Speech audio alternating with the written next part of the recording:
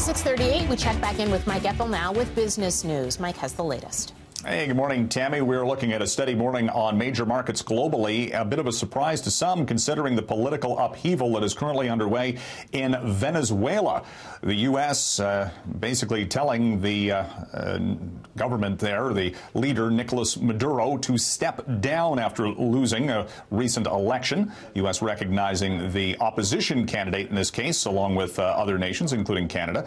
But Venezuela is important globally because it is sitting on the world's largest oil reserve and has major oil operations in the United States under the name brand Citgo. So there could be some sanctions imposed here, and we'll be tracking this for any implications on the energy trade. This morning, we do have the price for oil relatively steady, despite that political unrest.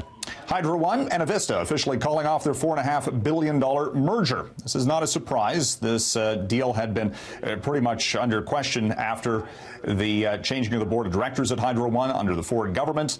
It was a deal that was set up in 2017 by the previous leadership at Hydro One, faced major regulatory issues in Avista's home state of Washington in the U.S., and Hydro One is going to have to pay a $100 million break fee to cancel that deal. Sign of strength for the Canadian economy. CP Rail earnings very strong in the latest quarter. In fact, a record-breaking year for the Calgary-based company, which is shipping all sorts of oil and grain, specifically in Western Canada. And that is a positive signal on Canada's economic growth prospects. And Roger, this morning we're hearing about job cuts at Apple in the autonomous vehicle division. Project Titan, they've dubbed that.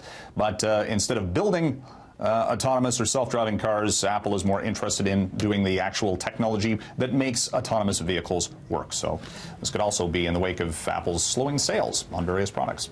It kind of makes sense, you know, stay with what you know, right? Pretty much. Why build a car when you can just do the stuff that makes it work? Yeah, it was that much easier. All right, we'll see what happens with that. Ontario making changes for autonomous cars. So.